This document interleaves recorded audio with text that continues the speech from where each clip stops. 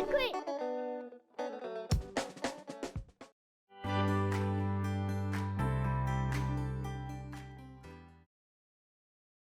자, 여러분 안녕하세요. 2026년 대비 임용 보건 이제 강의가 처음 시작됐습니다. 자, 여러분 이제 이 강의를 들으시는 분들은 아마 기존에 이미 공부를 하셨다가 좀 새로운 패러다임을 얻고 싶어서 오신 분들도 계실 거고, 아니면 완전히 처음이라서 보건 자체가 뭔지 모르고 강의를 들으시는 분들도 있으실 거예요. 근데 대부분은 요즘 보니까 올해도 이제 합격하신 분들 보니까 세 분이나 갓 졸업하고 시험 보신 분들이 좀 고득점으로 좀 많이 붙기는 하시더라고요. 근데 그런 거와 다 상관없이 저는 늘 생각하는 게 1년만 똑바로 가면 붙어요. 그리고 이 붙는다의 개념은 어느 정도 고득점을 받으셔야 돼요. 이제 올해도 지금 이제 2차 준비 계속 하고들 계시는데, 한 분은 82점, 그리고 이제 몇 분은 다 70 몇 점, 그리고 제일 많은 점수대가 69점대더라고요.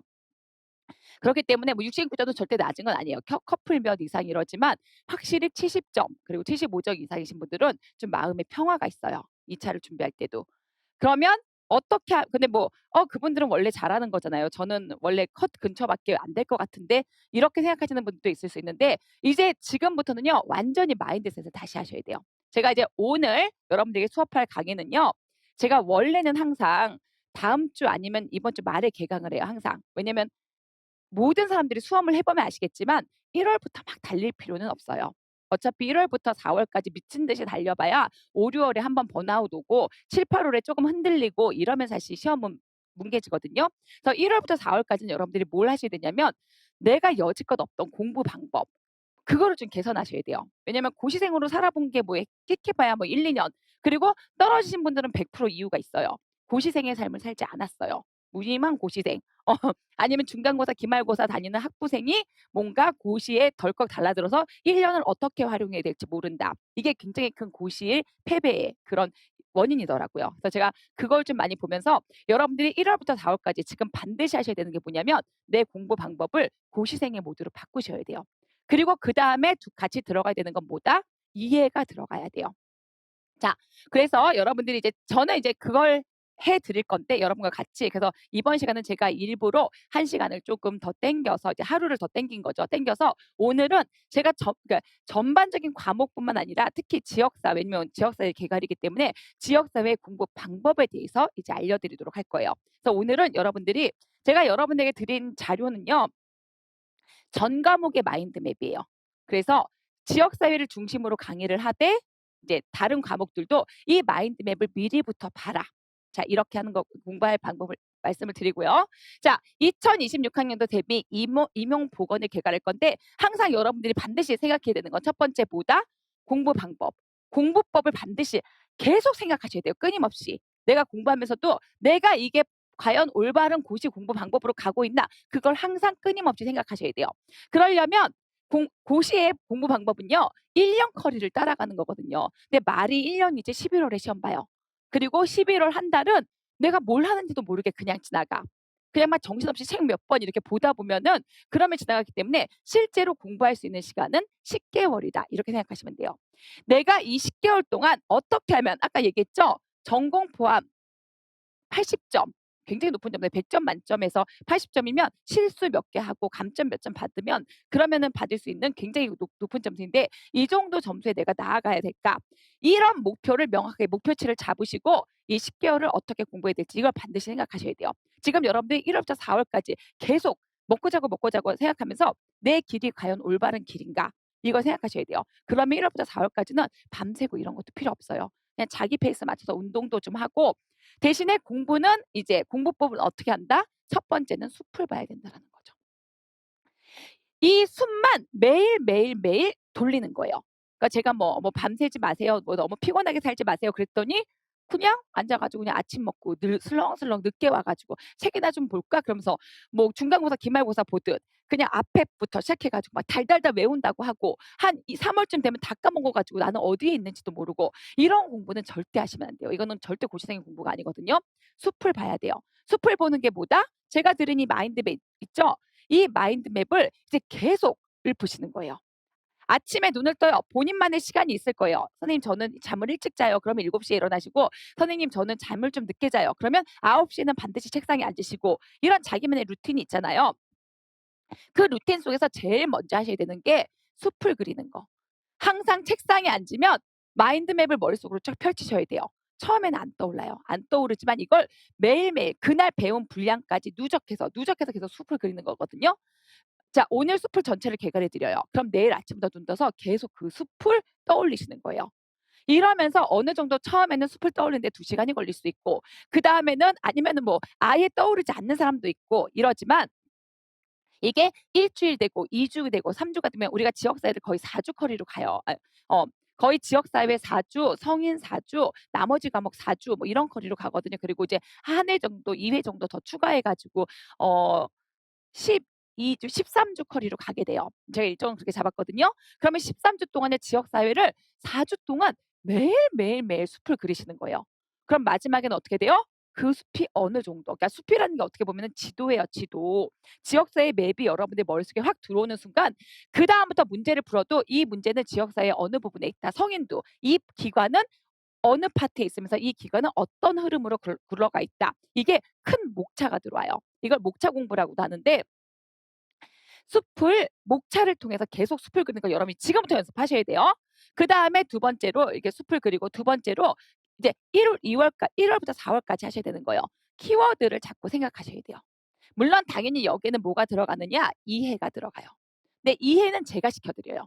뭐 왜냐면 이해를 하려면 논문 이게 사실 간호학이라는 게 절대 쉬운 과목이 아니에요. 왜냐면 베이스가 의료를 베이스로 하기 때문에 거기에 플러스 알파로 개선이 이루어지는 간호까지 보기 때문에 쉬운 과목이 아니란 말이에요. 그래서 이 교과서가 전체가 다 이해가 되려면 논문을 섭렵해야 돼요. 왜냐면 논문은 굉장히 자세하게 나와 있거든요. 그리고 뭐 생물학, 뭐 생태학 뭐 이런 것들이 다 여러분들 머릿속에 들어와야 되는데 고시 10개월 동안에 그런 걸 모두 활용해서 이해하기에는 시간 낭비이자 시간 부족이에요. 그래서 어떻게 한다? 이해는 제가 시켜 드려요. 근데 이 이해의 단점이 있어요. 들을 땐 다 알아. 정말 '세상에 이렇게 쉽게 알다니. 세상에 이런 과목이 있었어요?' 근데 거기서 자기의 중간고사, 기말고사 공부 방식으로 가게 되면 돌아서면 까먹어요. 정말 자기는 다 알았다고 생각하는데 그리고 설명도 해요, 막 남들한테. 근데 돌아서서 문제를 풀려고 하면 이거 아는 내용인데 왜 내가 모르지?' 못 풀지 자기 괴리가 있단 말이에요. 그 괴리가 뭐다? 바로 이 키워드 작업을 제대로 안 해서 그래요. 그래서 이해를 하실 때 항상 저는 여러분들 이해를 시켜 드리고 여러분들은 그 책에서 복습을 하실 거란 말이에요. 그때 뭘 하셔야 되냐? 키워드를 뽑는 연습을 하셔야 돼요. 물론 거기서 되게 많은 분들이 뭐라고 질문하시냐면 "선생님 저는 뭐가 키워드인지 몰라요. 뭐가 중요한지 몰라요." 이런 말들을 되게 많이 하시거든요. 전혀 상관없어요. 볼펜으로만 하지 마시고 쭉 읽으면서 내가 최소 그러니까 설명이죠. 정의 부분이죠. 정의 부분을 공부할 때 '이 단어 하나만큼은 반드시 알고 가겠다.' 이런 게 키워드예요. 그러면 한 페이지에 적으면 3 개, 많으면 5-6 개가 나오는 게 키워드예요. 그 정도는 반드시 내가 암기하고 가셔야 돼요. 뽑고 암기하고. 그게 뭐든지 간에. 왜냐하면 왜 여러분들이 뽑는 중요도가 아직까지 중요하지 않냐면 물론 여러분들은 중요한 게 뭔지도 몰라요. 하지만 그걸 언젠가 다 써야 돼요. 그러니까 여러분들이 지금 뽑는 것 자체가 특 A급 키워드는 아닐지라도 반드시 언젠간 답에 녹여 들어가야 되는 그 많은 키워드들 중에 하나예요. 지금은 의회에서 하나 뽑으라고 하죠. 근데 이제 5월, 6월이 되면 거기서 4-5 개를 뽑으라고 해요. 근데 하나가 이게 이해가 된 상태에서 하나, 2 개의 키워드가 떠오르잖아요. 그럼 5개 찾는 건 쉽지가 않단 어렵지가 않단 말이에요. 그러면서 7 월에 어떻게 하느냐? 그 키워드 조합해서 문장을 만드는 거예요. 그럼 여러분들의 문장은 거지예요. 어. 나는 안다고 생각하고 썼는데 세상에 이런 쓰레기가 없어요. 정말 제가 선생님 너무 종이가 아깝지 않으세요?" 이렇게까지 얘기할 만큼. 근데 제가 올해 이제 막 1차 붙으신 선생님들한테 그렇게까지 말한 분도 있어요. 제 독서를 참아 주셔서 정말 감사하다고. 왜냐면 그 한 끗이 보이거든요. 저도 인간인지라 아예 안 될 사람들한테는 그렇게 안 해요. 왜냐면 '아 이분 어차피 오래 안 될 것 같은데 꿈과 희망을 버리느니 차라리 꿈과 희망을 심어 주자.' 이러지만 대부분 이 커리를 따라오면 다 돼요. 안 되는 사람 그러니까 중간에 들어오면 좀 어려울 수도 있어요. 예를 들면 근데 그리고 또 만약에 설령 운때가 안 맞으면 오래 안 버틸 수도 있지만 제가 올해 느낀 거는 그다음 올해 그러니까 재작년에 작년에 들으신 분들이 올해 커플 10 점으로 붙으신 분들이 굉장히 많단 말이에요. 그렇기 때문에 그거는 뭐 초시도 많고 제시도 많지만 내가 정말 최종적으로 붙고 안 붙고의 그 한 끗 차이는 자기의 운에 달려 있더라고요. 제가 보니까 면접에서 순간 말이 막힐 수 있고 객관식 지문에서도 순간 내가 틀림없이 제대로 썼다고 썼는데 답안지에 안 옮기고 막 이런 분들이 계셨거든요. 그래서 그런 거를 제외하고 정상 커리를 따라가면 누구나 다 되는 키 센텐스를 만드는 형태다. 우리 시험이 그 정도다. 그 정도만 보시면 돼요. 그래서 딱 요것만 생각하시면 돼요. 나 1년 내에 즉 10개월 내에 붙고 싶다. 그리고 나 오늘부터 시작했는데 어떻게 해야 되는지 모르겠다. 1월부터 4월까지는 조금 몸을 풀어라. 막 밤을 새서 하고 막 이런 게 아니라 하지만 내 루틴은 잡아라. 합격하신 모든 선생님들이 하신 말씀이 뭐라고 얘기하냐면 그렇게 얘기해요. 나와의 약속을 지켰더니 붙더라. 그래서 나와의 이게 지금 선생님들의 약속이에요. 이것은 되게 힘들어요. 아침마다 숲을 나와의 약속이에요. 지금은 아침마다 숲을 그리라 그러죠. 이제 3월, 4월 지나가면 이제 어떻게 하냐면 선생님 짜투리 시간을 활용하세요. 이런단 말이에요. 만약에 정 3, 4월이 아니면 5월, 6월이라도 자 이제부터 선생님들이 키워드가 나와야 되는데 안 나오니까 걸어 다니는 시간에도 키워드를 떠올리시고 아침에 눈 뜨자마자도 키워드 떠올리시고 밥 먹을 때도 떠올리시고 계속 그렇게 얘기를 해요. 왜냐하면 모든 인간은 24시간이 주어졌지만 절대적으로 책상에 앉아서 공부하는 시간만이 공부하는 시간은 아니에요. 씻는 시간, 먹는 시간, 특히 선생님들은 좀 어리지만 다른 분들은 아이 엄마도 굉장히 많거든요. 그리고 근무하시면서 하시는 선생님들도 많고. 근데 되게 잘 붙어요. 그 이유는 단 하나예요. 절박함 때문에 그 짜투리 시간을 얼마만큼 활용하느냐. 24시간에서 잠자는 시간 6시간을 제외하고 나머지 시간을 다 활용한 사람과 아무리 일 이런 거 다 안 해도 24시간 중에서 좋아 6시간 잤지만 밥 먹었는데 아무 생각 없고 뭐 핸드폰 좀 보고 그리고 왔다 갔다 할 때 그냥 음악 듣고 다니고 이런 사람하고는 실제적으로 공부하는 시간은 현저하게 차이가 나요. 그래서 그런 저는 이제 짜투리 시간 활용은 좀 낮추로 얘기하는 왜냐면 지금부터 하라고 해도 아는 게 없어서 짜투리 시간을 활용할 수가 없어요. 점심 먹으면서 생각하고 싶은데 아무것도 생각이 안 나. 그래서 사실 지금은 책이나 열심히 읽고 이해하고 키워드라도 일단 뽑아라. 외우면 좋지만 그것까지 안 되면 뽑기라도 해라. 하지만 그래도 해야 되는 건 뭐다? 숲을 그려라라는 거죠. 이건 정말 중요해요, 여러분. 계속 여러분들이 누적해서 숲을 그리는 연습을 매일 아침부터 하셔야 돼요. 이걸 왜냐면 왜 제가 지금부터 하라 그러냐면 옛날에는 좀 5월, 6월부터 하라고 했더니 너무 괴로워하시더라고요. 내가 이렇게까지 아는 게 없었나? 그래서 지금은 뭐 아는 게 없는 게 여러분들이 당연하니까 요거 좀 참고하시고요. 자, 그러면 이제 숲을 그리는 방법에 대해서 제가 제일 처음으로 알려드리도록 할게요. 자, 숲을 그릴 때 여러분들이 가장 저는 이게 제일 마지막에 넣었는데 가장 중요하게 생각해야 되는 거는 기출 문제예요. 근데 여기서 우리가 지역 사회는요. 자, 이제 1교시는 개괄이에요. 자, 가장 중요한 거는 기출인데 여러분들에게 기출 문제를 풀라고 하지 않아요. 왜? 풀면 뭐예요? 못 풀어요. 자기 딴에는 열심히 썼다고 하지만 손만 아프고 말도 안 되는 소리 쓰는 거 있고 심지어 한국어 문법도 안 맞는 그런 글을 막 써내시는 분들도 굉장히 많아요. 그래서 1, 2월에는 이 기출은 뭐다? 이거예요. 아이 너무 안 보일 수도 있겠네요. 빨간색이라. 1, 2월에 기출을 보는데 자, 기출은 세 가지가 있어요.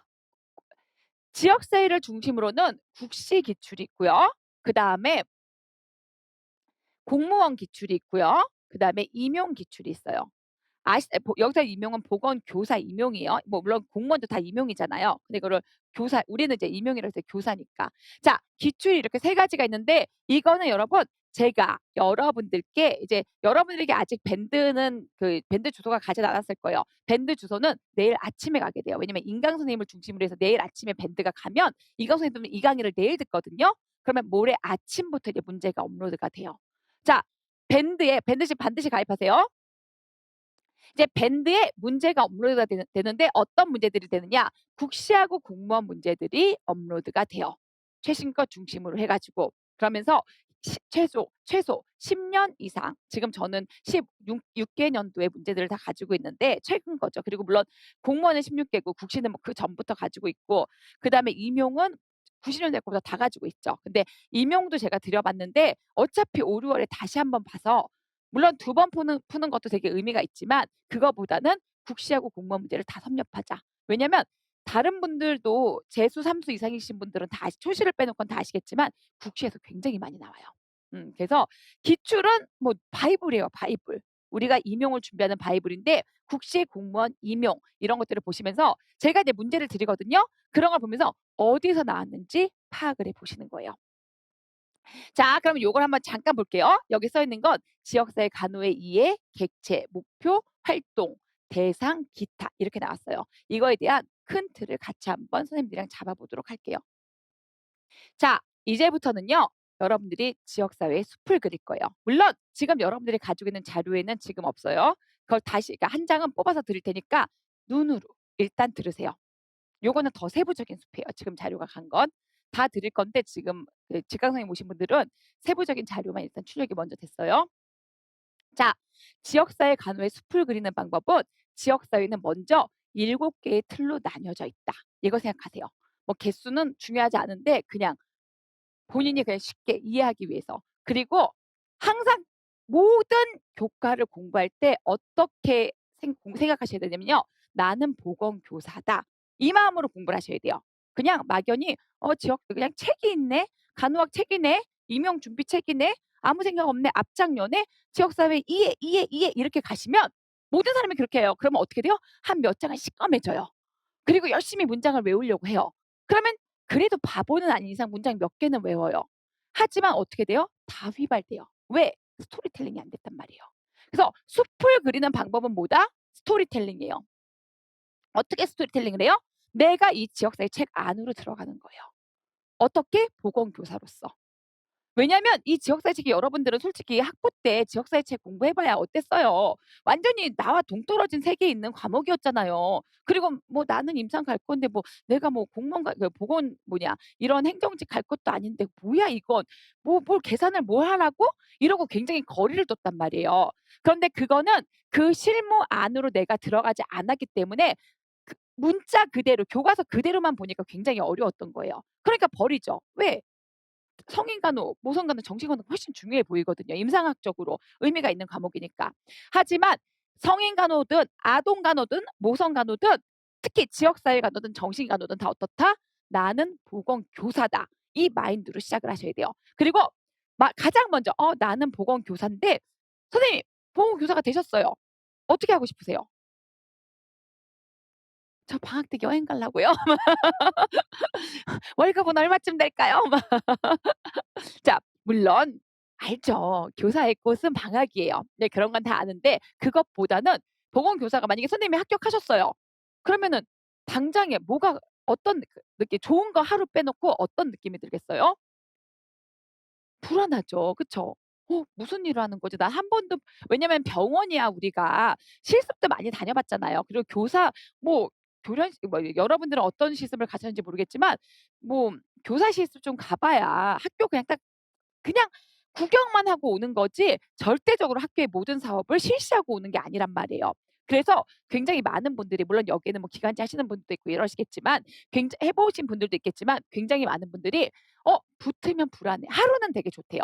그 뭐냐 임용 합격증 이거 딱 받으면 하루는 '아 됐다.' 막 '축하합니다.' 이러는데 그다음부터 이제 불안이 밀려오는 거예요. 왜? 우리는 혼자밖에 없거든요. 우리를 도와줄 사람 물론 타 보건교사 선생님들이 있지만 한계가 있단 말이에요. 그러니까 어떻게 해야 돼요? 지금부터 '내가 보건교사다.'라는 시뮬레이션을 하면서 지역사회 책 안에 스토리텔링으로 들어가는 거예요. 그러면서 내가 붙었어. 나 보건교사야.' 그러면 제일 처음으로 드는 그 불안함이 뭐예요? '도대체 보건교사가 뭐야? 뭐 하는 사람이야? 나는 학교 가면 무슨 일 할 거야?' 이런 게 되게 궁금하잖아요. 그런데 보건교사에서 쪼금 더 상위 버전으로 가게 되면 지역사회 간호사란 말이에요. 그래서 '내가 지역사회 간호사가 됐어. 그런데 일을 해본 적도 없어. 나는 앞으로 무슨 일을 하지? 나는 도대체 쓰임이 어떤 데 쓰이는 사람인 거지? 나 도대체 뭐 하라고 여기 와 있는 거야?' 그 모든 궁금증을 알고 가는 것과 모르고 가는 거는 굉장히 업무에 있어서 업무에 대한 효율도나 그다음에 적응도가 달라진다라는 거죠. 그 첫 번째 파트를 아는 게 바로 뭐예요? 지역사회 간호의 이해예요. 그래서 제가 이제 동그라미가 7개라 그랬잖아요. 총 7개의 파트가 있는데 첫 번째 파트가 뭐라고요? 보건교사 됐는데 알고 가세요. 네, 시뮬레이션 지금 돌리고 있는 거잖아요. 그러면 보건교사가 됐는데 알고 가야 돼. 뭘 알고 가야 될까요? 정의를 알고 가야 되는 거죠. 그쵸? 도대체 나는 누구 왜냐면 이 지역사회 그러니까 자, 지역 사회 간호의 이해요. 그러면 뭘 알아야 돼요? 그러면 지역 사회가 뭔지를 알아야죠. 간호가 뭔지를 알아야죠. 더 나아가선 지역이 뭘까? 사회가 뭘까? 이런 걸 가지고 도대체 지역사회 간호에 의해 그럼 지역사회라는 게 뭐지? 지역사회 간호라는 게 뭐지? 알고 가는 사람과 그냥 아무 생각 없이 나 그냥 학교 왔네. 방학 언제지? 돈 주지. 이런 사람이랑은 확연히 다르단 말이에요. 마인드 자체도. 이런 지역사회 간호에 대해서 설명해 준 사람이 바로 누구예요? 김화준 교수님에서 3원론을 제기하셨어요. 그게 바로 뭐예요? 지역사회 간호의 정의란 말이에요. 물론 좀 이따 설명할 거지만 이러면 지역사회 간호에 대해서 내가 '아 이런 게 지역사회 간호구나.' 알았어요. 그러면 지역사회 간호는 이렇게 뭐 여러분들이 과거에 정의를 보셨겠지만 이렇게 3원으로 정의해 놓고 있거든요. 지역사회는 지역사회 주민을 대상으로 해서 목표 적정 수준 향상이라는 목표를 향해 다가가는 간호 활동이다. 이렇게 정의해 줬어요. 그러면 지역사회 주민을 대상으로 지역사회는 뭐야? 지역사회 주민은 뭐야? 목표? 적정 기능 수준 향상? 지역사회 간호의 목표는 뭐야? 적정 기능 수준 향상은 뭐야? 활동? 간호 활동? 도대체 간호 활동은 뭐야? 이런 걸 하나하나 세부적으로 보는 게 바로 정의 파트란 말이에요. 그러니까 여러분들이 그거란 말이야. 숲을 딱 그릴 때 제일 처음에 어떻게 해요? 나 보건교사야. 책 안으로 스토리텔링 들어갈 때 내가 보건교사로 처음에 어떻게 하지? 아, 지역사회 간호를 먼저 알고 뭐 내가 이게 도대체 뭔지를 알고 업무를 시작해야지. 이런 마음으로 지역사회 간호의 이해 파트를 처음 공부하시는 거예요.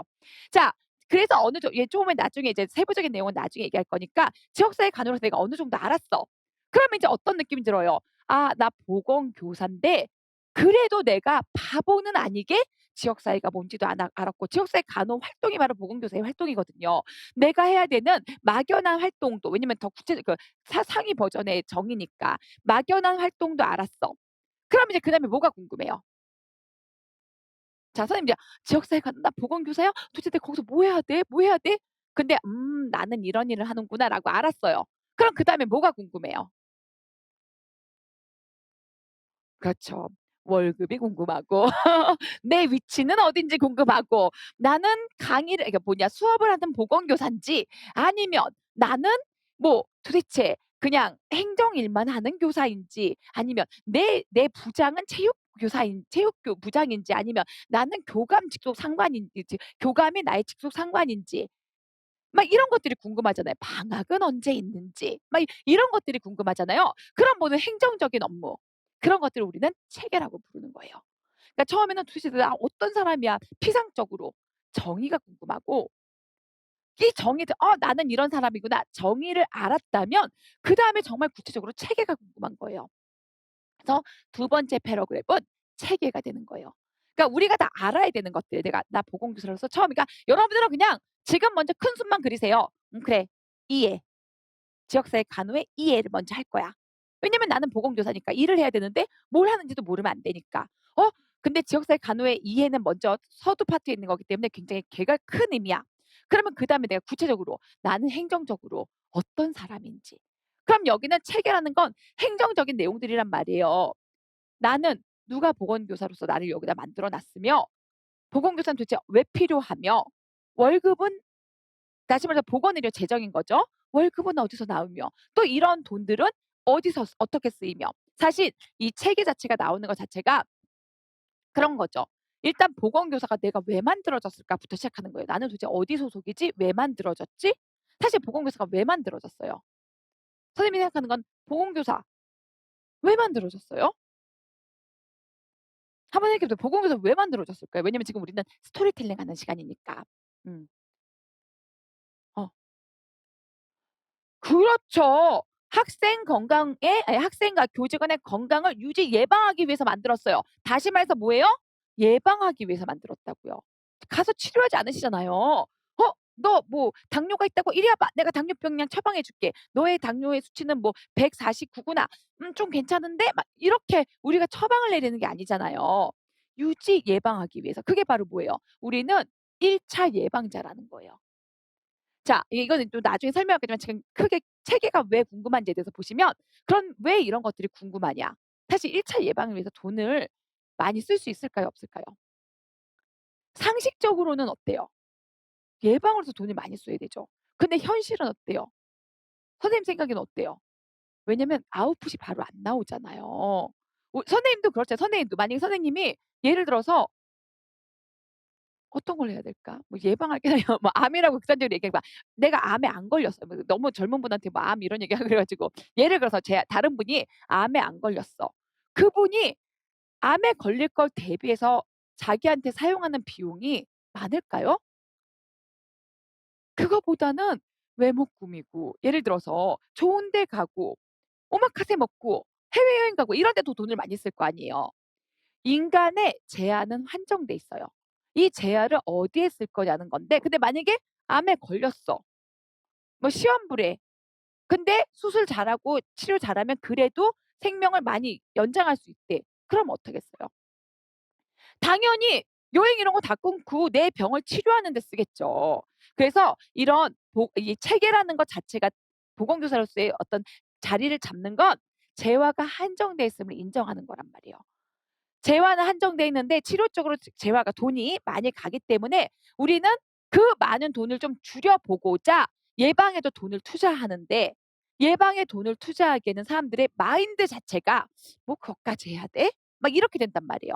그래서 우리는 이거를 이제 자율과 형평이라고 얘기하는데 특히 국가 입장에서는 돈을 자기가 원하는 대로 쓰고 싶은 거예요, 건강이라도. '나는 미용에 더 쓰고 싶은데 난 다이어트에 더 쓰고 싶은데.' 하지만 그러면 국가 입장에서는 그런 사람들을 서포트할 수가 없죠. 모든 한정된 재화로 다 할 수가 없는데 국가 입장에서는 쪼금 어떻게 해야 돼요? 그게 아니라 가난한 사람들, 정말 의료 혜택도 더 못 받는 사람들 이 두 가지를 서로 저울질하는 게 바로 보건의료 체계예요. 이 보건의료 체계에서 도대체 이 1 차라 그러니까 보건교사가 왜 대두가 됐냐. 이 보건의료 체계에서 자율과 형평이 서로 싸움을 하고 있는데 어디에 손을 들어줄까? 사실 형평 쪽에 손을 들어준 게 보건교사고 요즘 헬스플랜 2030 이런 것들이 다 형평 쪽에 굉장히 많이 손을 들어주고 있어요. 하지만 왜 손을 들어주느냐? 우리나라는 근본적으로 민간 시장 주도주의 의료 정책이기 때문에 자율이 워낙 큰 거예요. 사실 의사들 국가에서 월급 주나요? 아니에요. 병원도 자기 마음대로 개원하고 수가도 물론 어느 정도 교정된 수가가 있지만 자기 맘대로 붙여도 상관없어요. 물론 뭐 삭감되고 뭐 이러는 거는 좀 견제하는 거지 그게 전적으로 뭐 예를 들어 캐나다나 북한 이런 나라처럼 국가에서 의료를 주도하는 게 아니란 말이에요. 북한은 완전히 사회경제 체제로 나라에서 다 주도를 해 버리고 캐나다나 이런 곳들도 어떻게 돼요? 인두제 도입해 가지고 한 의사당 몇 명의 환자 두고 그냥 그 사람들 보는 그 사람이 뭘 하든지 간에 월급으로 주는 거예요. 그래서 캐나다나 이런 데는 어떻게 되냐면 한 번 내가 다쳤다. 내 주치의한테 가 가지고 기다리는 게 몇십 시간이에요. 정말. 제가 이제 고모가 거기 사셔 가지고 병원에 같이 가 봤는데 딸이 다리를 다쳤는데 정말 한 7 시간을 앉아서 그 다리 다친 거 한번 보고 오고 이랬어요. 그만큼 국가에서 담당을 하면 형평성엔 효과가 좋지만 누가 내 돈 내고 그렇게 7 시간을 기다리고 있어 싶어요. 내가 돈이 많을수록 어떻게 돼요? "야 내 주치의 오라 그래." 당장 내가 시간이 돈인 사람인데 내가 7 시간 앉아 있으라고? "그 이상의 돈을 내가 지불할게. 와서 나를 치료해." 이렇게 됐잖아요. 그게 자율이란 말이에요. 사실 우리나라는 자율 중심의 시장이고 하지만 필요하기 때문에 형평을 국가에서 많이 점점 도입하려고 해요. 이게 바로 보건의료 체계예요. 보건교사가 대두된 이유.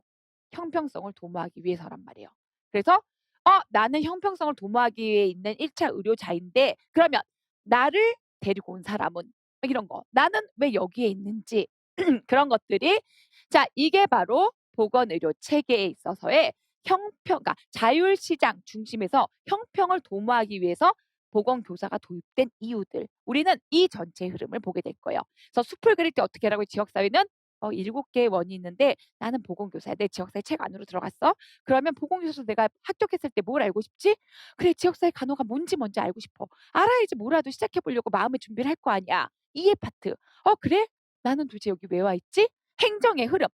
보건교사가 가서 나 이런 일을 할 거야."라고 갔지만 정작 내 교실은 어디며 나한테 월급을 주는 사람은 누구이며 방학은 언제이며 이런 것들에 대한 행정적인 흐름을 알고자 하는 게 바로 이 체계가 되는 거예요. 보건 체계이자 보건 정책.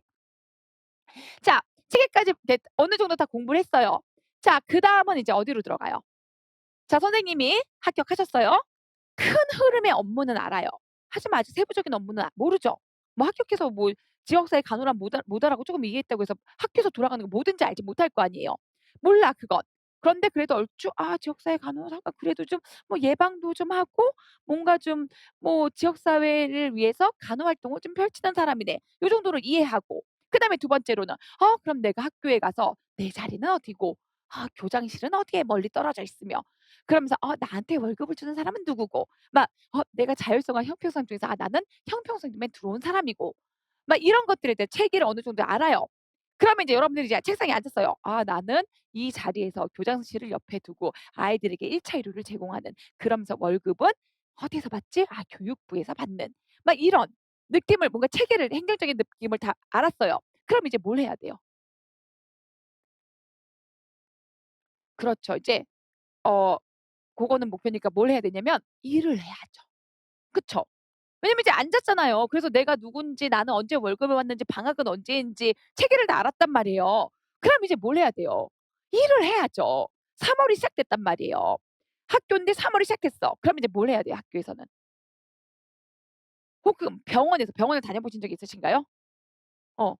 근데 사실 병원은 그렇죠. 뭐 우리는 아직 관리자를 안 살아봤잖아요. 보건교사는 관리자란 말이에요 일종의. 물론 관리와 액팅을 혼자 다 하는 건 맞지만 제일 처음에 딱 가면은 일을 해야 되는데 사실 이게 공부가 어려운 거예요. 어떻게 일하셨어요?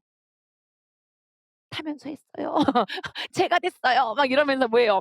시키는 거 하는 것도 힘든데 시키는 것만 했다고 또 혼나고 시키는 것도 제대로 못 했다고 혼나고 그냥 막 '내가 보건교사여서 당장 여기를 때려치리라.' 막 이런 거잖아요.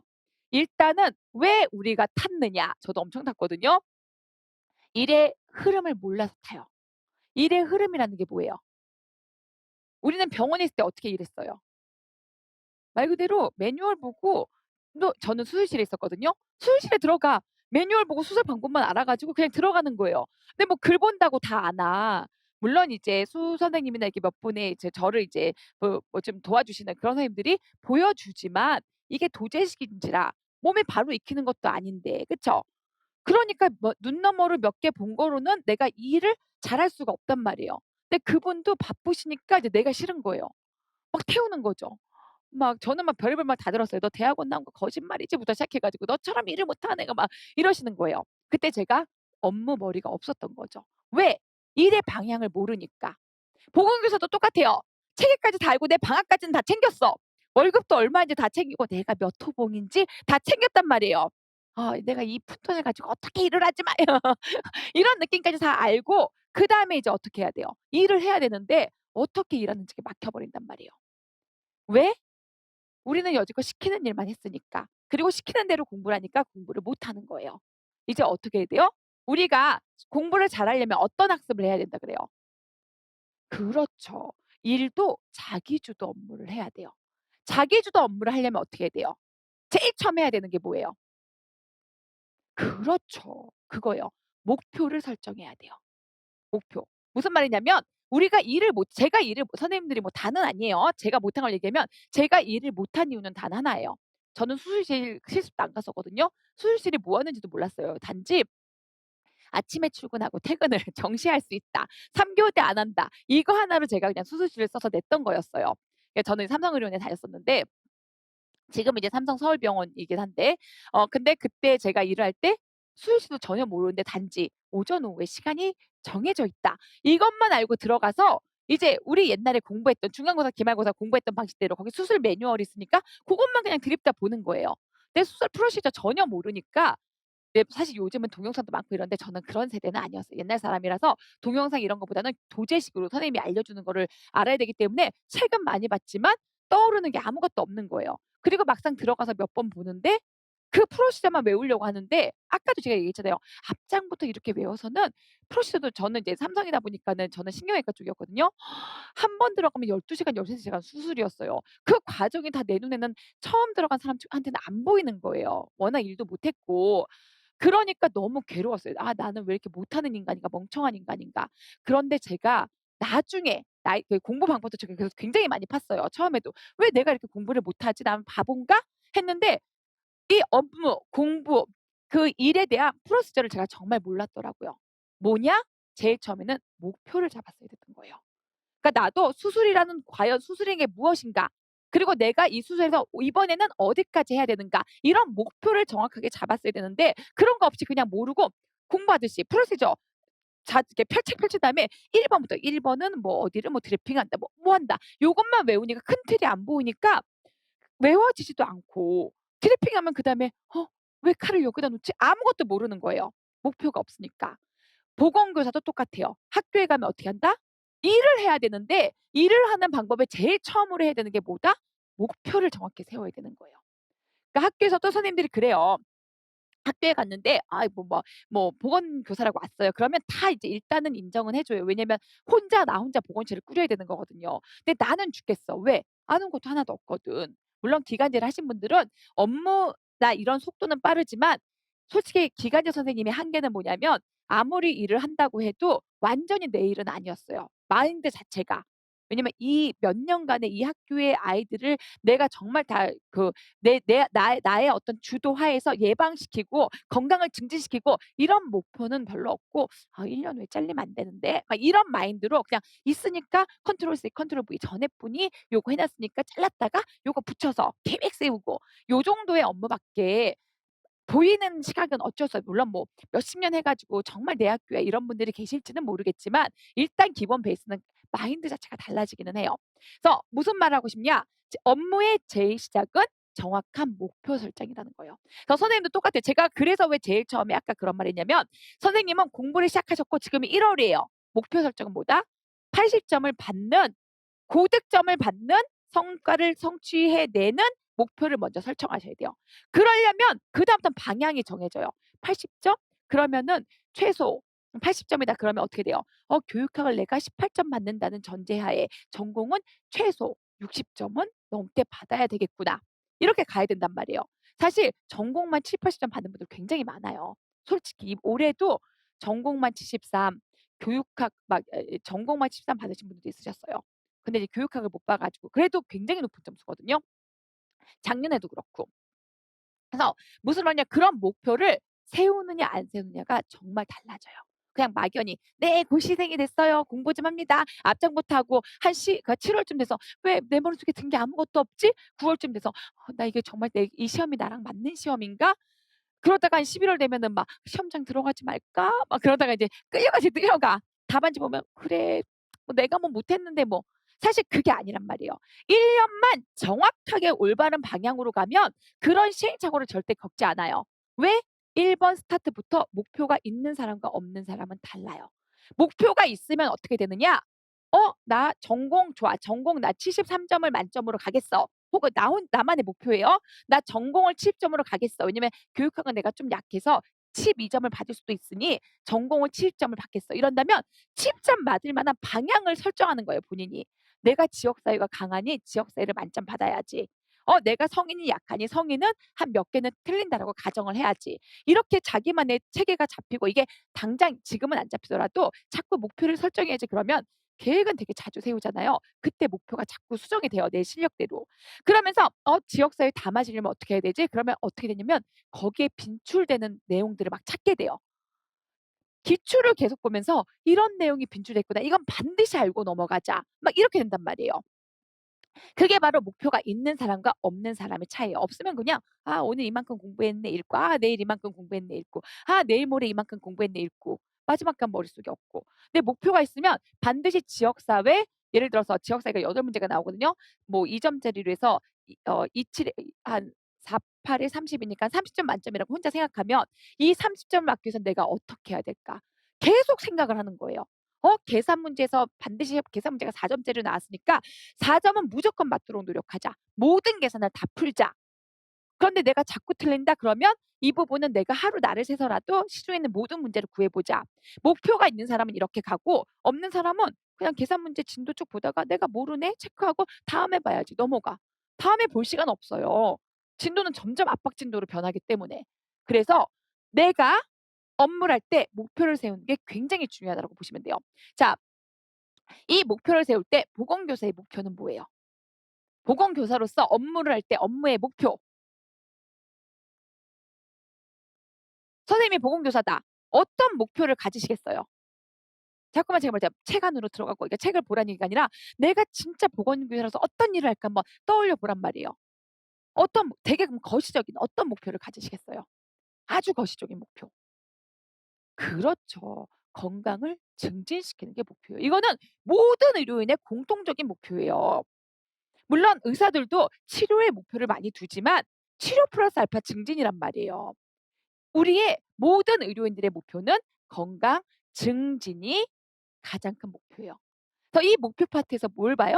건강 증진에 대해서 보는 거예요.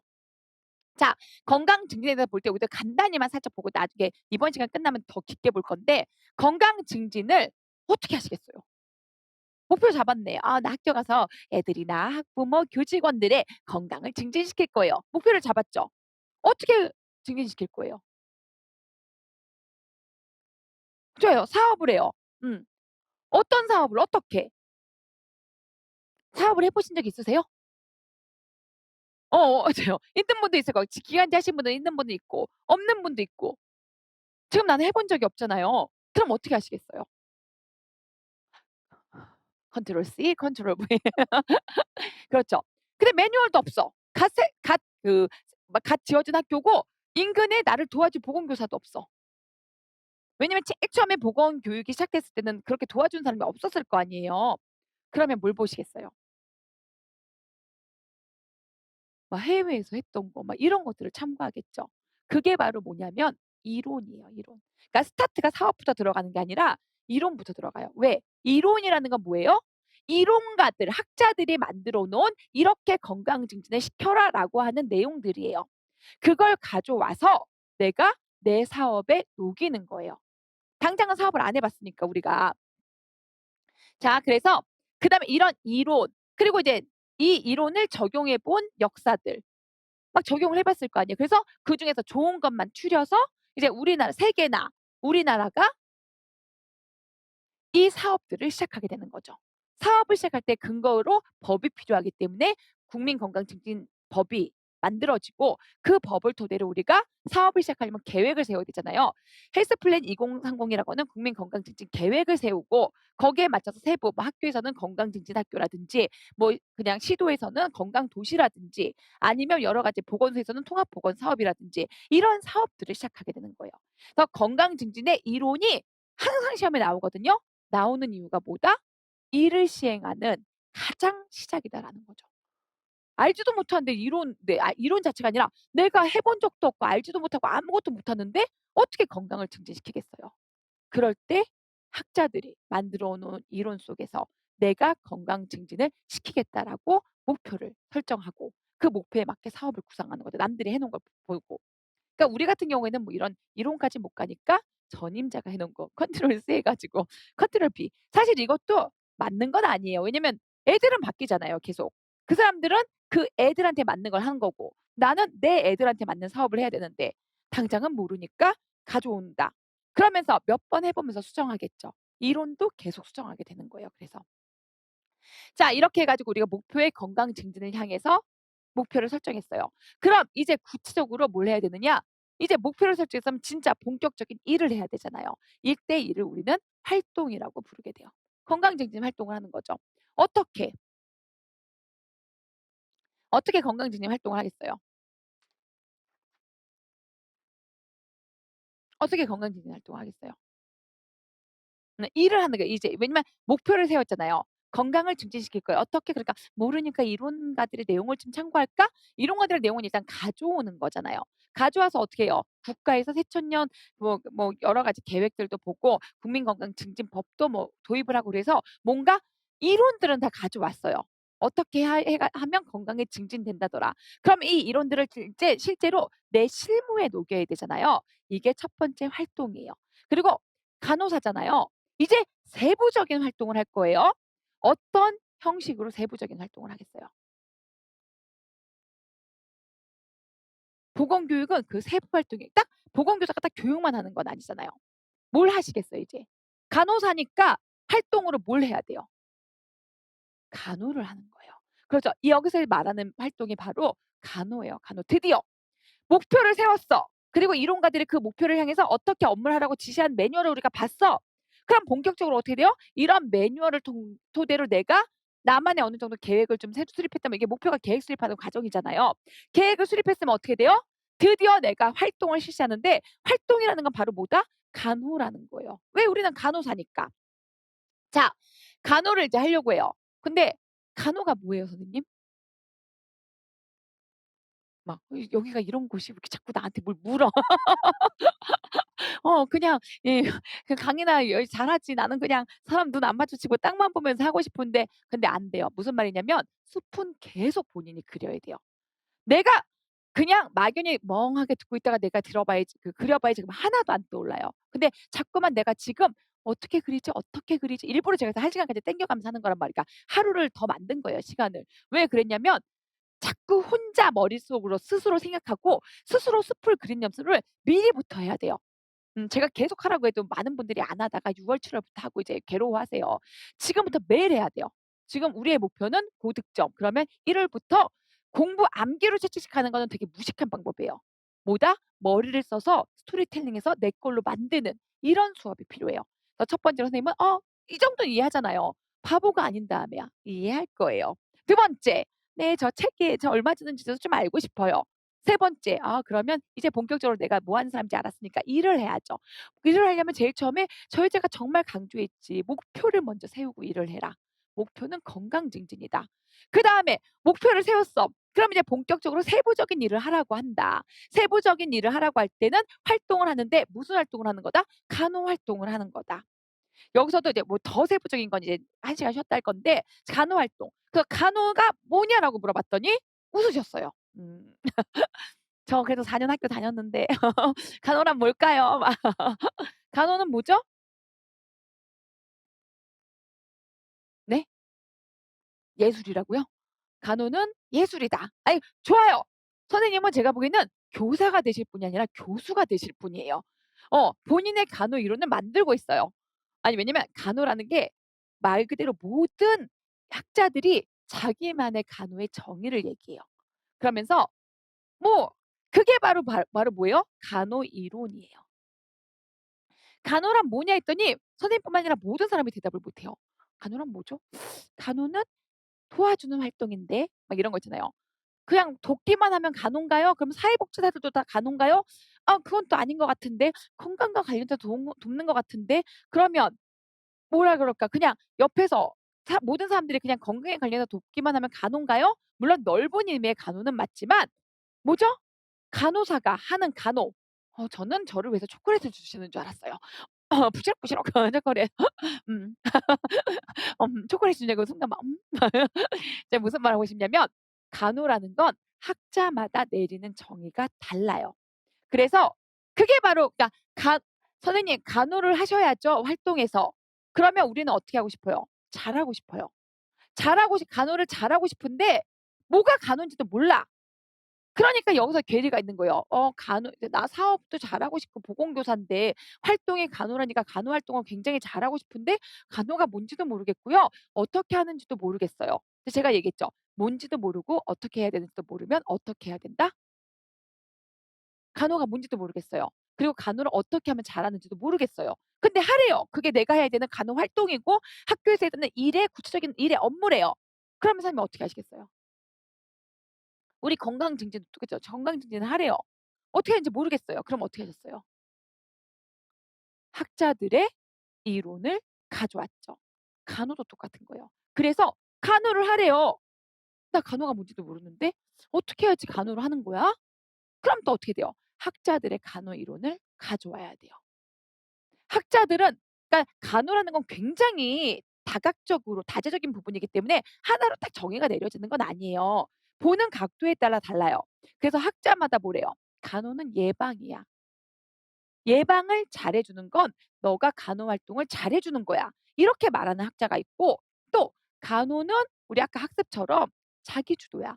자가 간호가 그러니까 셀프 케어를 할 수 있는 사람으로 만들어 주게끔 도와주는 게 바로 간호야.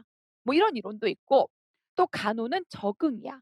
팔이 없든 다리가 없든 그 삶에서 자기가 할 수 있는 기능을 최대한 살리면서 만족한 삶을 살게끔 도와주는 게 간호야. 이렇게 간호는 학자마다 내용이 다 다르단 말이에요. 그럼 이제 우리는 어떻게 하는 거예요? 그중에서 우리 애들한테 필요한 이론을 쓰면 돼요.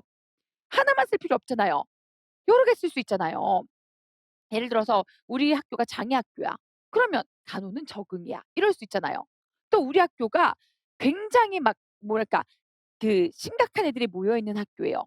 그러면 "그래 너희들 자기 주도만이라도 해라. 자가 간호만이라도 되도록 해라." 막 이렇게 쓸 수 있단 말이에요. 그런 간호 이론들을 제일 먼저 가져오게 돼요. 이런 간호 이론들을 적용하는 거죠. 간호 이론들을 적용하면 이제 어떻게 돼요? 간호 이론을 내가 하나 선택했어. 간호는 예방이야. 그럼 그 예방과 관련된 간호 활동을 실시해야지. 이제 간호에 관한 방향성을 잡았잖아요. 그럼 이제 간호는 뭐다?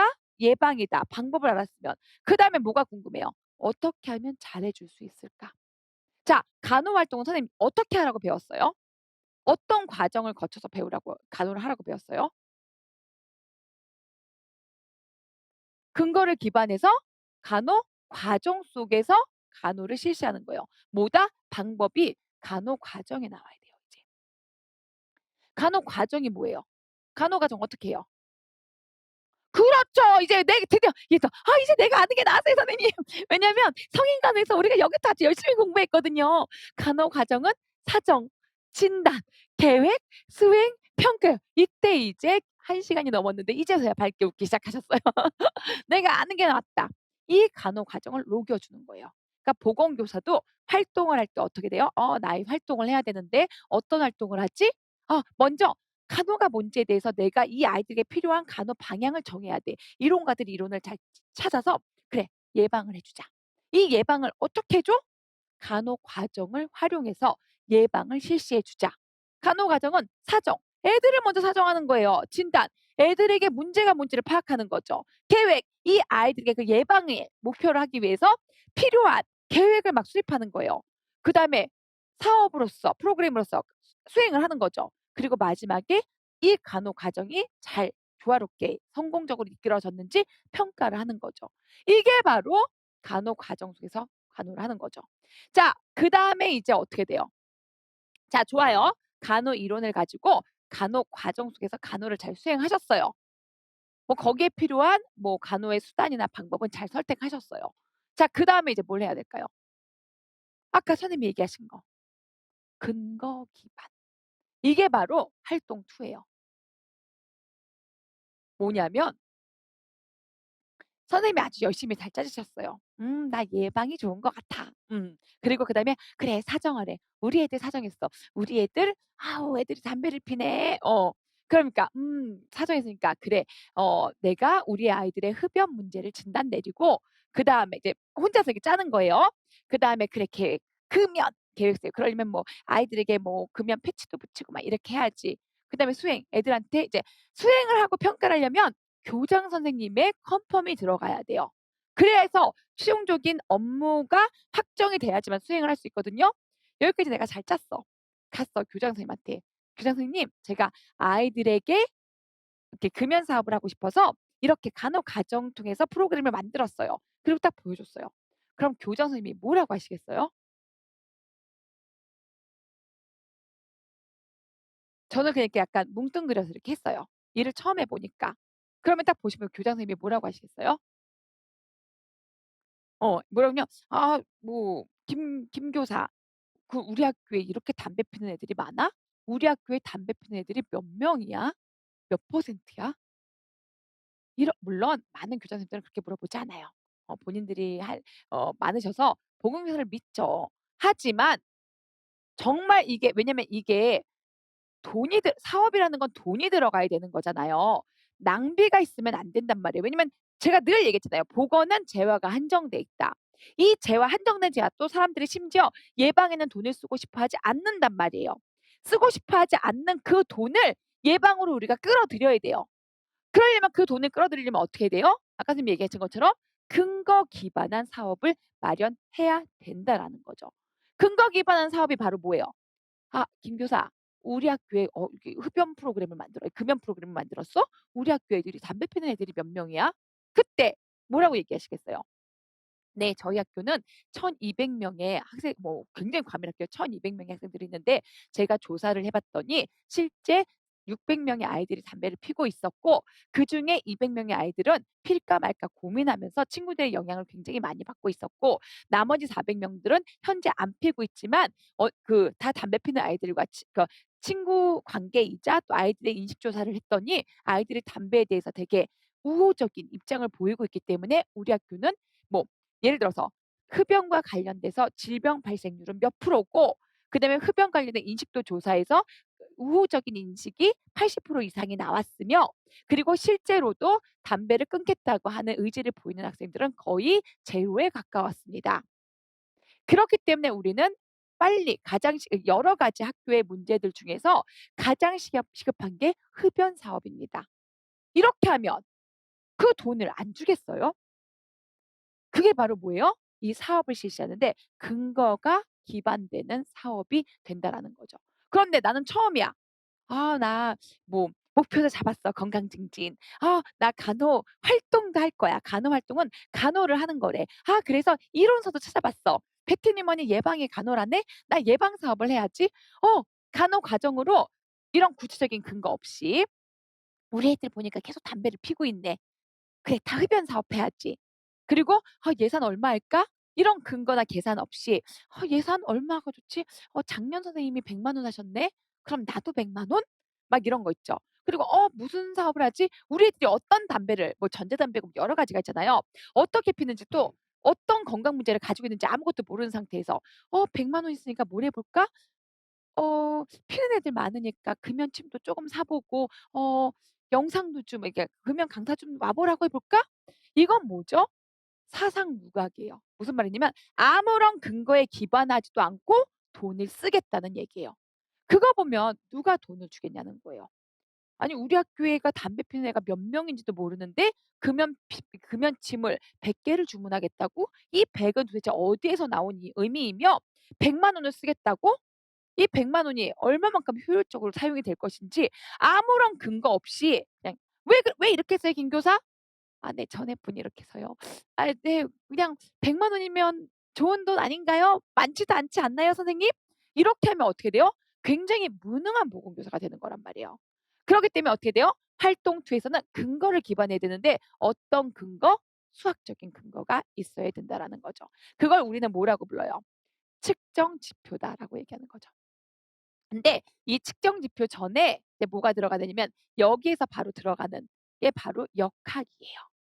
이 측정 지표를 활용하도록 하기 위해서 만든 학문이 바로 역학이다라는 거죠. 그래서 역학은 뭐예요? 제가 늘 막 역학이 뭐냐고 항상 물어보는데 역학은 뭐죠? 들어는 보셨잖아요. 학교에서 배웠죠. 하지만 버렸죠. 뭐라고요? 이 역학 뭐라고요? 버려요. 왜? 안 쓸 것 같거든요. 근데 역학이 뭐죠? 역은 무슨 역자예요? 학은 무슨 학자예요? 저 여자 뭐야. 막 무슨 역인데 내가 알게 뭐 거꾸로 역인가 막 뭐 거꾸로 교실인가 막 전염병 역자예요. 무슨 말이냐면 아주 과거에 물론 제가 또 역학 수업 시간에 다 할 거지만 지금은 좀 길게 흐름을 머릿속에 넣어야 돼요. 과거에는 전염병이 돌았어요. 그래서 어떻게 했어요? 다 죽었어요. 다 죽으니까 어떻게 돼요? 한 마을이 다 불살났어요. 손해가 이루 말할 수 없잖아요. 감염병, 천연두 뭐 옛날에는 세균성 이질 막 이런 거 두면 정말 막 다 뭐 세균성 이질은 뭐 치사율이 막 높지 않으니까 그렇다고 천연두나 이런 건 치사율이 굉장히 높았단 말이에요. 걸리면 죽는 거야. 그러니까 어떻게 돼요? 저기 10 명이 천연두인데 그 주변 사람들이 같이 밥을 먹고 생활했어? 그 마을 폐쇄하고 불질러 버려. 이게 옛날이었어요. 우리나라만 그런 게 아니에요. 유럽의 중세 시대 다 그랬어요. "그런 병 가져온 사람 마녀 다 죽여 버려라." 막 이러고. 사실 이게 무지에서 온 거란 말이에요. 그래서 어떻게 해요? 과학자들이 이제 어떤 의료를 하는 사람들이 어떻게 만들었어요? 보건학자들이. '이건 아니다. 이렇게 다 죽이는 건 아니고 반드시 원인이 있을 것이다. 그 원인을 찾아서 해결하면 이것은 질병이기 때문에 해소가 될 것이다.' 그래서 역학은 스타트가 뭐냐면 전염병 역자거든요. 전염병을 관리하는 학문으로 만들게 된 거였어요. 전염병을 관리하는 학문으로 만드니까 이제 어떻게 돼요? 전염병을 알아야 되잖아요. 근데 뭘 알아 사람들이. 그건 이제 역학에서 더 자세하게 할 건데 그런데 어쨌든 결과적으로 어떻게 됐어요? 전염병 그러니까 질병의 시작과 끝을 알고 중간쯤에 이런 증상이 일어나는 걸 미리 계속 연구를 해 보니 어 이런 초기 증상만 있어도 '어 이거 잠복인 것 같은데 빨리 이 사람 격리시킬까?' 그러면 그 사람 하나로 끝나는 거잖아요. 그래서 어떻게 됐어요? 질병이 효율적으로 예방됐어요. 그래서 역학의 과거의 정의는 전염병 예방 학문이지만 오늘날의 정의는 효율적인 예방법을 개발하는 학문으로 바뀌었어요. 아시겠지만 이번에 코로나 때는 보건교사에게 다 역학을 시켰어요. 역학은 뭐냐? 이 질병의 시작을 파악하고 막 수동 감시, 능동 감시 해가지고 아이들의 이상을 빨리 파악해서 퍼뜨리기 전에 걔를 빨리 격리시키고 일시적 관찰실인데 막 격리시키고 사실 학교하고 굉장히 멀리하면서 학교에게 전염병을 퍼뜨리지 않도록 하면서 걔는 걔대로 빠른 치유. 사실 죽어도 어쩔 수 없어요. 한 명이니까. 이게 지역사회 간호는 그래요. 한 명 여러 명의 건강을 위해서는 한 명의 희생을 어쩔 수 없이 받아들여요. 왜냐면 안 그러면 다 죽으니까. 그게 바로 효율적인 예방법을 개발하는 학문으로 변한 역학인 거죠. 전염병에서 너무 효과적이어서 요즘은 어떻게 하냐면 만성병, 뭐 유전병 이런 데도 역학 학문을 도입해요. 왜? 예방하려고. 그래서 역학이라는 건 예방 학문이란 말이에요. 예방 학문. 그래서 지역사회 간호 보건교사하고는 완전히 밀접한 학문인 거예요. 여러분들도 이제 학교 가시잖아요. 여러분들이 역학 사업을 다 해요. 요즘은 보건교사가 다 이런 걸 한단 말이에요. 근데 지금은 환장하겠죠. 역학이 뭔지도 모르는데요. 뭐 사업을 하라고요? 그래서 지금부터 녹아 들어가시라고요. 자, 이렇게 간호 활동을 하는데 여러분들이 피상적으로 간호 활동을 하면 실제로 쓰일 수가 없단 말이에요. 그렇기 때문에 어떻게 돼요? 구체적으로 근거를 기반해서 예방 학문인 역학을 익히고 아까 얘기했죠. 이 역학 학문이 근거가 뒷받침되려면 수치가 있어야 돼요. 수치가. 이 역학의 수치들이 바로 이 측정 지표, 다시 말해서 유병률, 발생률, 뭐 사망률 이런 각종 수치란 말이에요. 이런 수치를 산정하면서 어떻게 돼요? 실제 내가 간호 활동을 할 수 있는 서포트가 되는 거예요. 근거가 되는 거예요. 그래서 이게 바로 활동 2가 되는 거예요. 그래서 여러분들이 일단 가장 중요한 게 5개거든요. 네, 2개 좀 이따 더 할 건데 지역사회는 크게 5개의 카테고리가 있어. 첫 번째 카테고리는 뭐다? 그렇죠. 지역사회를 간호를 이해할 거예요. 이제 좀 쉬면서 쉰 다음에는 지역사회 간호의 이해를 좀 같이 들어갈 거예요. 교과서는 오늘은 안 봐요. 왜냐면 큰 틀을 계속 잡은 다음에 교과서는 머릿속으로 선생님 그러니까 우리가 다음 주 토요일에 만날 때는 큰 틀이 약간 들어와 있어야 돼요. 그러면 그때 어떻게 돼요? 교과서를 보면서 키워드를 뽑고 근데 아무것도 모르는 상태는 키워드가 없어요. 그런데 최소 선생님이 아까 얘기했듯이 지역사회 간호를 이해해요. 첫 번째 틀 완성. 두 번째 그다음에 뭐 하죠? 그렇죠. 체계를 잡아요. 체계를 이해해요. 그럼 또 완성. 그럼 세 번째 뭐 하죠? 그렇죠. 이제 일을 시작해야 되니까 지역사회 간호의 목표인 건강 증진을 공부해요. 그래서 내가 목표를 세웠어요. 그럼 또 완성. 그럼 네 번째 뭘 해야 돼요? 그렇죠. 간호 활동. 본격적으로 일을 시작해야 되는 거죠. 간호 활동에서 어떻게 간호를 해야 되는지 모르니까 간호가 뭔지 모르니까 간호 이론을 공부하고 그다음에 거기에서 마지막으로 간호 과정 속에서 내가 어떻게 사업을 할지를 구체적으로 꾸리면 활동도 공부가 끝나는 거예요. 그러면 여기에 뭐가 뒷받침돼야 돼요? 근거가 뒷받침돼야 되니까 뭘 공부해야 돼요? 활동 2에서 역학과 측정 지표를 공부하는 거예요. 아, 지역사회 간호 활동 사전 진단 계획 수행 평가를 할 건데 이게 받아들여지려면 정말 예방을 위하고 싶다. 그럼 역학 학문을 도입해서 사업을 실시하는 거고 역학 학문이 왜냐면 효율적 예방법을 개발한 학문이니까 모든 거에 다 들어간단 말이에요. 그러면 이 학문을 적용하려고 할 때 근거로서 우리는 객관적인 수치를 굉장히 중요시 여기기 때문에 측정 지표, 계산 방법을 다 외워야 돼. 이렇게 들어가셔야 돼요. 자, 그리고 그다음에 여기서 우리가 요게 이제 지역사회 간호의 가장 대표적인 거고 그럼 이제 다음은 이제 6번째요. 다음 6번째는 뭐다? 조금 더 이제 구체적으로 들어가요. 조금 더 구체적으로 뭐가 들어가요? 대상이 들어가요, 대상. 왜냐면 우리가 지역사회 간호의 사업을 어떻게 할지에 대한 흐름은 다 잡았죠. 내가 보건교사인데 예, 여기까지는 보건교사로서 들어갔지만 사실은 더 크게 우리는 지역사회 간호사로서 들어간 거란 말이에요.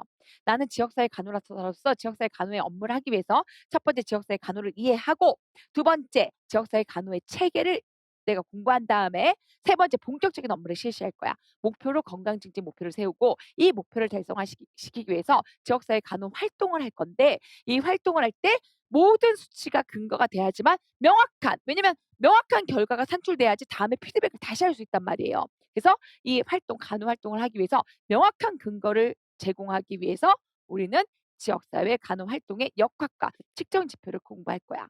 그다음에 이게 이제 큰 흐름이라면 그다음에 이 활동이 그러면 5개의 그 지역사회 간호의 흐름이 다 똑같이 적용되느냐? 그건 또 아니란 말이에요.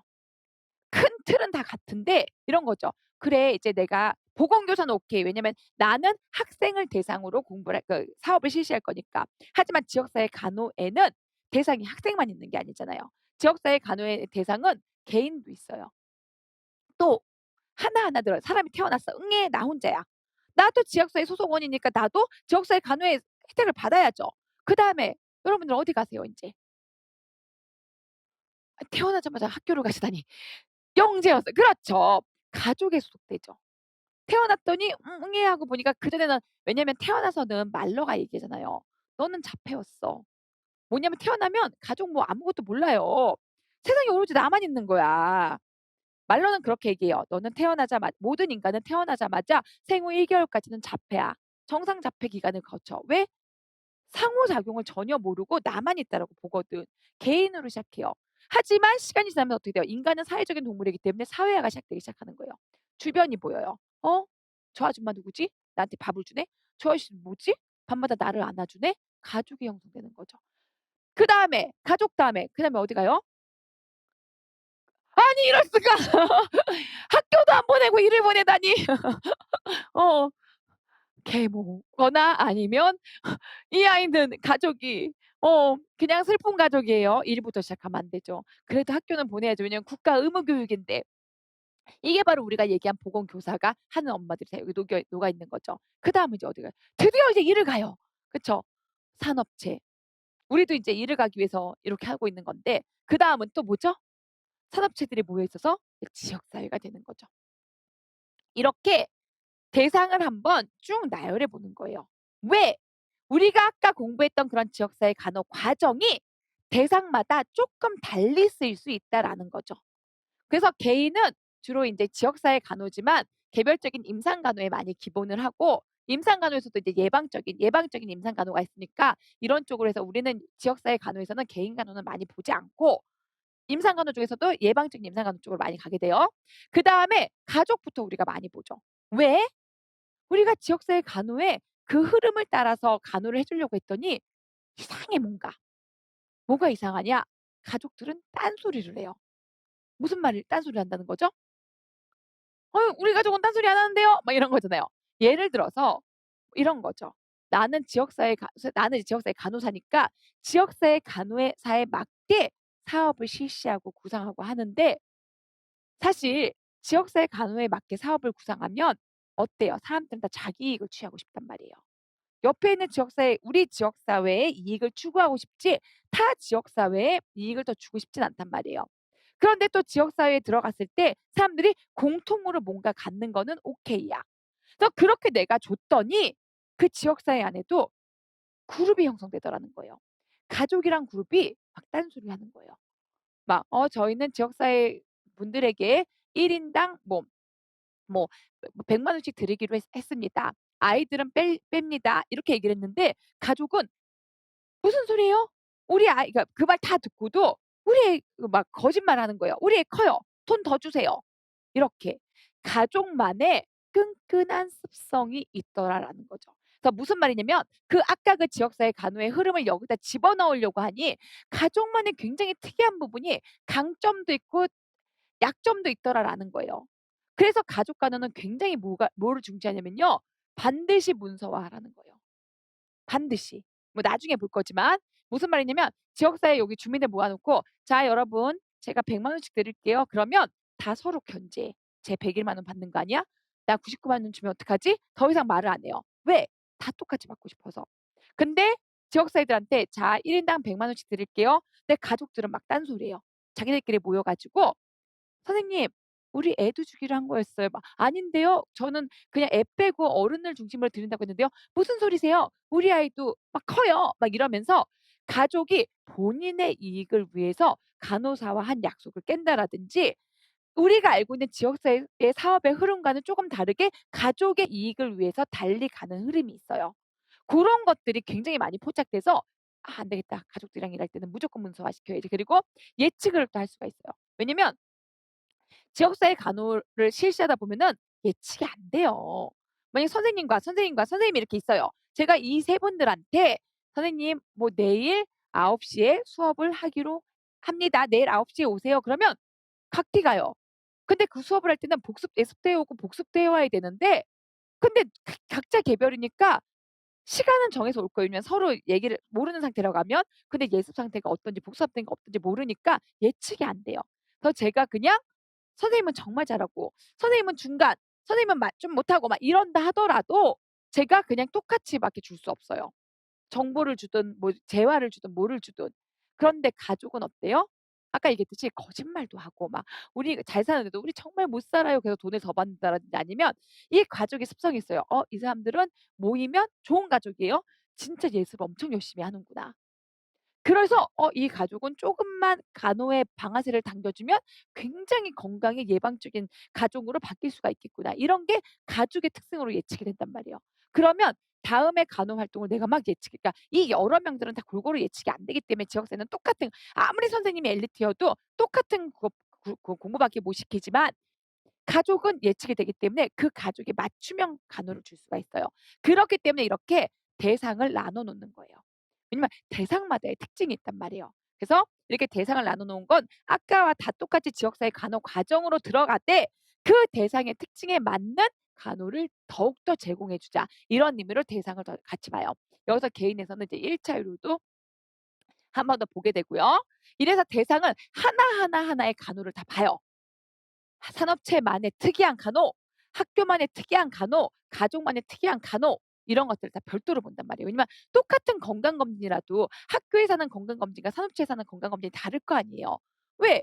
학교에서는 어떤 거 중심으로 공부하겠어요. 애들 거북목, 맨날 컴퓨터 사용, 막 오락 막 이런 게 건강증진의 포인트라면 산업체는 어떻게 했어요? 특히 유해 환경에 일하는 사람들은 발암 물질과의 노출 정도, 그다음에 직업병 정도 이렇게 본인들이 받아야 되는 간호의 방향이 다르단 말이에요. 그래서 대상별로 개별적인 간호를 다시 보고요. 그다음에 이러면 이제 지역사회 간호의 사업 업무의 큰 틀이 다 끝났어요. 그럼 이제 뭘 보느냐? 마지막으로 환경을 보게 돼요. 환경은 요즘 이제 재난 파트도 굉장히 환경에 굉장히 많이 들어왔는데 이제 환경은 우리가 어떻게 보게 되죠? 그냥 우리 지역사회, 간호에 즉 개인의 건강에 영향을 미치는 모든 환경을 하나씩 들춰보는 거예요. 자, 우리는 여기까지는 어떻게 보면 지역사회 개개인들의 건강을 증진시키기 위해서 사업을 통해서 건강을 증진시킨 거라면 환경은 서포터인 거죠. 선생님의 건강에 영향을 미치는 환경들 한번 얘기해 보세요. 환경이 선생님한테 어떤 것들이 선생님한테 영향을 미치고 있나요? 그렇죠. 그걸 뭐라고 해요? 대기. 대기가 선생님 건강에 영향을 미쳐요. 기온이든 뭐 춥든 덥든 막 뭐 먼지가 많든 대기가 선생님 건강에 영향을 미쳐요. 또 그렇죠. 수질도 영향을 미쳐. 내가 먹고 설사가 나. '이게 뭐야. 수인성 질환이잖아.' 막 이런 것들. 아니면 '미네랄이 너무 많어. 뭐 석회화가 너무 되는 것 같아.' 막 이런 것들. 또 환경에 선생님 영향을 주는 거. 그렇죠. 식품, 식중독 이런 거 등등등 폐기물 뭐 왜냐면 사실 얘네가 세 개가 메인이거든요. 그 외에도 뭐 폐기물이라든지 주변 환경이라든지 생활 환경이라든지 뭐 이런 것들이 등등등 있어요. 이런 환경을 우리 건강 지역 사회 건강에 영향을 미치는 환경들을 하나 볼 거예요. 그리고 여기에 플러스 알파로 이제 요즘은 재난. 왜냐하면 재난도 환경에 영향을 미쳐서 지역 사회에 집단적으로 건강에 피해를 끼치는 게 바로 재난인 거죠. 왜냐면 재난은 사실 막을 순 없어요. 그렇지 않나요? 쓰나미가 밀려오는데 무슨 수로 내가 막아요. 뭐 선생님 종교가 있으신지 모르지만 뭐 저도 종교가 깊진 않지만 내가 모세가 아니잖아요. "바다야 갈라져라." 쭉 쓰나미가 오는데 "여러분 기다리세요. 제가 가를 겁니다." 아니 뭐 전 종교에 색이 별로 많은 사람은 아니에요. 근데 무슨 말을 하냐면 우리는 재난을 막을 순 없어요. 어떻게 막아요? 지진이 일어나는 거 내가 막 내가 뭐냐 아유 갑자기 기억이 안 나네. 제가 그리스 로마 신화에 좀 약해 가지고 막 땅의 신이 누구지? 아무튼 대지의 여신 이런 거 말고 아무튼 넘어갈게요. 모르는 건 패스. 삭제하고 싶네요. 무슨 말 하냐면 내가 자연을 컨트롤할 수가 없잖아요.